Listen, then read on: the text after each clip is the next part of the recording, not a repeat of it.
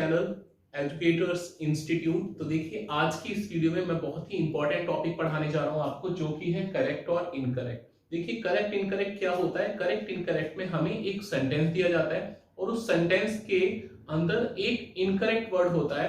हमें आइडेंटिफाई करना होता है कि इस इनकरेक्ट वर्ड को करेक्ट कैसे किया जाए। मतलब सबसे पहले तो आपको यह आइडेंटिफाई करना है कि सेंटेंस में इनकरेक्ट वर्ड है कौन सा। दूसरा काम यह है कि हमें यह भी देखना है कि उस इनकरेक्ट वर्ड की जगह हमें करेक्ट वर्ड और सही वर्ड क्या लिखना है। अब देखिए ये सॉल्व करने के लिए स्टूडेंट होते हैं बहुत ज्यादा कंफ्यूज, क्योंकि इसमें बहुत सारी चीजें आ जाती हैं कि सेंटेंसेस हमारे प्रेजेंट के भी हैं, सेंटेंसेस हमारे पास्ट के भी हैं और सेंटेंसेस हमारे फ्यूचर के भी हैं। इसके साथ साथ हमें मोडाल्स का भी ध्यान रखना होता है, आर्टिकल का भी ध्यान रखना होता है, प्रेपोजिशन का भी ध्यान रखना होता है। तो इन सब चीजों को देखते हुए स्टूडेंट हो जाते हैं कंफ्यूज और उन्हें ये नहीं समझ में आता कि हमें क्या करना चाहिए और हमें क्या नहीं करना चाहिए। तो देखिए आज की इस वीडियो में मैं इस चीज की, इस प्रॉब्लम को बहुत ही ज्यादा इजी करने वाला हूं। तो देखिए एडिटिंग और ओमिशन या फिर गैप फिलिंग या फिर करेक्ट इनकरेक्ट, इन्हें सोल्व करने से पहले सबसे पहले आपको आइडेंटिफाई करना है कि हमारा टॉपिक पास्ट का है या हमारा टॉपिक प्रेजेंट का है। इन दोनों प्रॉब्लम से सॉर्ट आउट होने के लिए आपको क्या करना पड़ेगा, सेंटेंसेस को बहुत ध्यान से पढ़ना पड़ेगा। अब अगर आप आइडेंटिफाई कर लेते हैं, ये हम एग्जांपल से, मैं आपको अभी एग्जांपल से सिखाऊंगा, उससे आपको और ज्यादा अच्छे से क्लियर हो जाएगा। अगर आप आइडेंटिफाई कर लेते हैं कि टॉपिक जो है वो पास्ट का है, तो हेल्पिंग वर्ब सारी कौन सी यूज करनी पड़ेंगी, हमें पास्ट की। अगर आप ये देख लेते हैं कि टॉपिक जो है हमारा प्रेजेंट का है, तो हेल्पिंग वर्ब प्रेजेंट की। अगर टॉपिक फ्यूचर का होगा तो सारी हेल्पिंग वर्ब फ्यूचर की फॉलो करनी पड़ेगी। इसके साथ साथ कुछ एरर्स ऐसे भी आ जाते हैं, जैसे कि आर्टिकल में ए एंड द का यूज कैसे करें, प्रेपोजिशन में हम at, in, among, between, with, for, इन सब का चीजों का यूज कैसे करना है। इसके साथ साथ मोडाल्स, जो हमारे मोडाल्स होते हैं कैन, शुड, वुड और could, use to, begin to, have to, has to, इनका भी हमें यूज देखना पड़ेगा।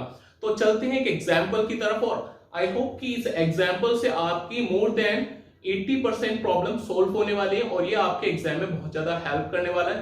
तो चलिए चलते हैं एग्जाम्पल की ओर और स्टार्ट करते हैं आज का वीडियो, ताकि आपको करेक्ट और इनकरेक्ट अच्छे से समझ आ जाए।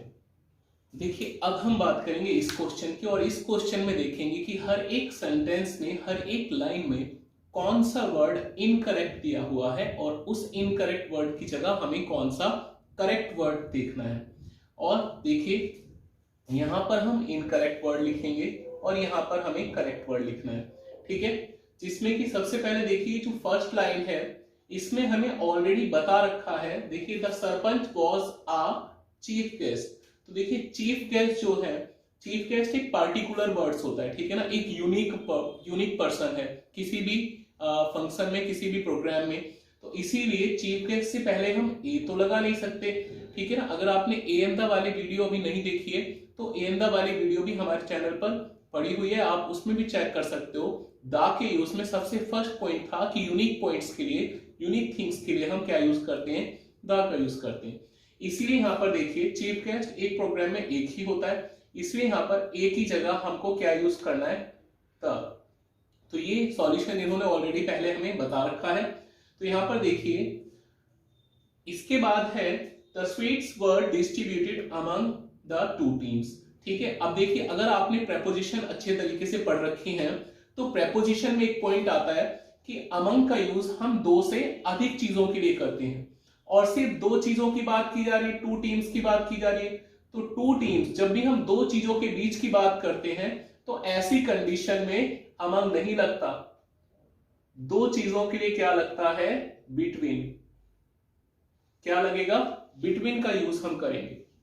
देखिए नेक्स्ट जो है हमारा, नेक्स्ट लाइन क्या है। अब यहां पर लिखा है कि देखिए स्वीट्स डिस्ट्रीब्यूट की गई किसको, दो टीम्स को, ठीक है।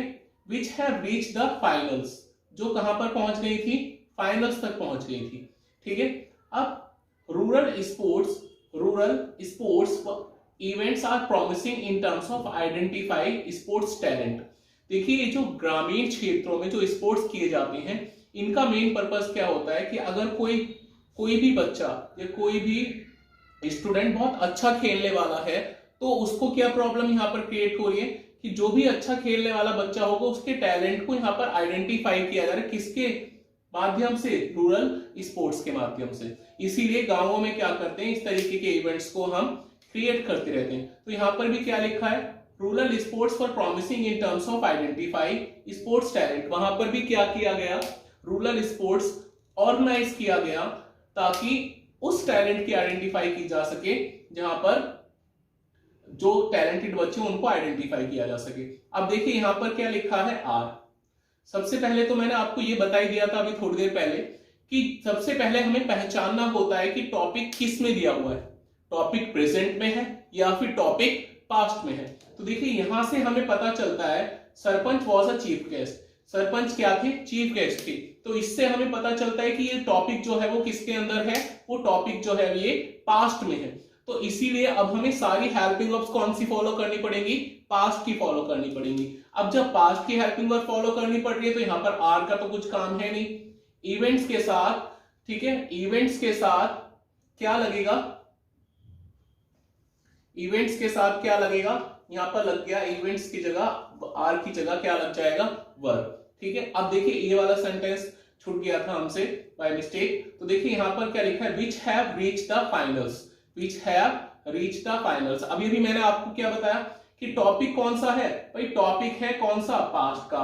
तो हेल्पिंग वर्ब भी कौन सी लगेंगी, पास्ट की। अब पास्ट में हैव तो आता नहीं है, तो पास्ट में हैज की जगह पर क्या आता है, हैड। हैव की जगह पर क्या लगा देंगे हम, हैड का यूज करेंगे। ठीक चल रहा है, क्योंकि प्रेजेंट में होगा तो हमें सारी हेल्पिंग वर्ब प्रेजेंट की यूज करनी होगी, और पास्ट में चल रहा होगा तो हमें सारी हेल्पिंग वर्ब पास्ट की यूज करनी है। ठीक है, इसके साथ साथ हमें ये भी देखना है कि आर्टिकल में कोई मिस्टेक तो नहीं है, कोई मिस्टेक प्रेपोजिशन में तो नहीं है, कोई मिस्टेक आर्टिकल की तो नहीं क्रिएट हो रही यहाँ पर। इन सब चीजों का भी साथ साथ ध्यान रखना है। अब देखिए यहाँ पर मैंने अभी अभी आपको बताया कि कौन सी फॉलो करनी है, सारी पास्ट की हेल्पिंग वर्ब्स फॉलो करनी है। अब आगे क्या लिखा है, द गवर्नमेंट में होल्ड सच। देखिए इस लाइन के अंदर आपको मैं अगर एरर की बात करें तो आपको पता होना चाहिए, जब हम मे को पास्ट में लिखते हैं तो मे का पास्ट क्या हो जाता है, मे का पास्ट हो जाता है क्या, माइट। क्या हो जाता है, मे का पास्ट माइट। इसलिए यहां पर जो मे है वो इनकरेक्ट वर्ड है, आर इनकरेक्ट वर्ड है, हैव इनकरेक्ट वर्ड है। इन्हीं की जगह पर हमने क्या लिख दिया, करेक्ट वर्ड्स लिख दिया। देखिए इस लाइन का मीनिंग क्या है, गवर्नमेंट जो है वो इसी तरीके के प्रोग्राम जो है वो ऑर्गेनाइज करती रहती है ताकि एनकरेज कर सके कि इनको ग्रामीण क्षेत्र के जो बच्चे हैं, जो यूथ हैं, उनको एनकरेज कर सके। तो देखिए सबसे इजी तरीका है एडिटिंग को सॉल्व करने का। तो सबसे पहले क्या करना है आपको, आपको देखना है टॉपिक, टॉपिक किस में है, प्रेजेंट में है या फिर पास्ट में है। प्रेजेंट होगा तो प्रेजेंट की हेल्पिंग वर्ब फॉलो करनी है, और पास्ट होगा तो पास्ट की हेल्पिंग वर्ब फॉलो करनी है। तो और बाकी की वीडियो भी आपके पास आती रहेंगी ऐसे ऐसे इंपॉर्टेंट। तो अगर आप चैनल पर नहीं हो तो चैनल को सब्सक्राइब कर दीजिए, वीडियो को लाइक कर दीजिए और अपने फ्रेंड्स के साथ शेयर करना बिल्कुल मत भूलिएगा, क्योंकि एग्जाम का टाइम पीरियड चल रहा है और ये सब चीजें आपको एग्जाम में बहुत ज्यादा हेल्प करने वाली हैं। Thanks for watching all.